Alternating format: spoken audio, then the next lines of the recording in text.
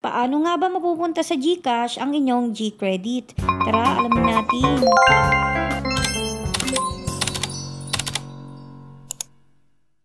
Para mapunta ang pera ninyo, GCash galing sa G-Credit, ay need yung mag-download ng CIMB Bank. So makikita nyo yan sa inyong Play Store. So dito kung wala pa kayong account, ay pwede kayong mag-register or mag-open ng account. So yung isasuggest ko sa inyo, mag-link my account na lang kayo. Dito kasi kapag nag-link tayo ng account natin, ay hindi na tayo need mag-register. Ay kukonekta lang nila yung account natin, alin man dito. So, halimbawa, itong G-Save. So, dahil meron akong G-Save, ay ito yung kiklik ko. Pero kung wala kayong G-Save, pwede nyong i-link yung last save, yung G-Credit account nyo, yung S-Pay Later account nyo, as yung last pay later ninyo. Tapos, next naman is yung mobile number natin. Dapat ito yung ilalagay natin dito is yung sa GCash natin. Tapos, pati yung email address. Dapat same sila. So, ayan, kapag okay na, makikita nyo dito na wala talagang laman yung G-Save ko. Kung need natin i-click dito ay yung cash in. Tapos, i-click natin itong over the counter. Tapos, click natin yung other payment center. Dito, maraming option, pero yung i-click natin is yung Easy Pay. Tapos, ilalagay na natin yung amount na gusto nating i-withdraw or kunin sa ating G-Credit. Pero take note lang na merong minimum na pag-cash in dito, which is yung 5,000 nga lang siya. Pag mababa sa 5,000 ay hindi nila tinatanggap.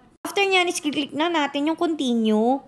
At ayan na siya. Hindi pa rin siya okay ha, kasi meron pa tayong gagawin. So, i-click natin itong payment instruction. Dito makikita nyo yung payment instruction para makapagbayad tayo sa Dragon Pay. Pero wag nyo nang pansinin yan. Ang need natin gawin is i-copy yung reference number. Ang gagawin nyo lang is i-click nyo lang itong reference number, tapos click nyo yung copy. So, okay na yan. Pupunta tayo sa ating GCash. Need natin i-click itong bills. So, dito pwede natin i-search yung Dragon Pay or hanapin na lang natin siya. Pag okay na, nahanap nyo na yung Dragon Pay, ganito yung makikita ninyo. So, i-enter lang natin yung amount, which is yung 5,000 nga. Tapos, ipipaste natin dito yung reference number. Tapos, yung contact number, dapat yung number ninyo sa GCash, sa GSave, which is isa nga lang lahat yon. So, yung email need din, pati ito pare-parehas ha, para pumasok talaga siya. Kasi kapag may mali dyan na isa, is hindi yan papasok, magkakaproblema pa kayo. Dito may dalawang option, GCash or G-Credit. Siyempre, yung i-click natin is yung G-Credit. Tapos, next. Tapos, i-double check lang natin lahat ng details at tandaan ninyo, merong service fee na 10 pesos. Kapag okay na, i-click natin yung confirm at ayan na, okay na siya.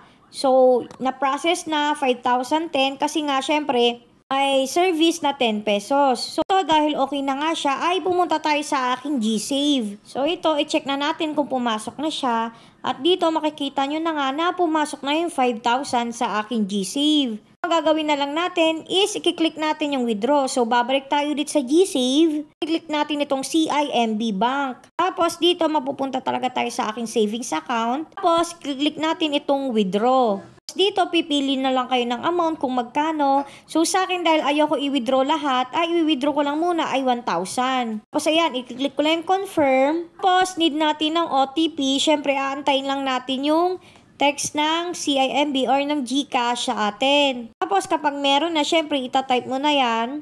At magwa-wait lang tayo. At ayan na, okay na siya. Withdrawal is being processed. So, balik na tayo ulit sa aking homepage sa GCash.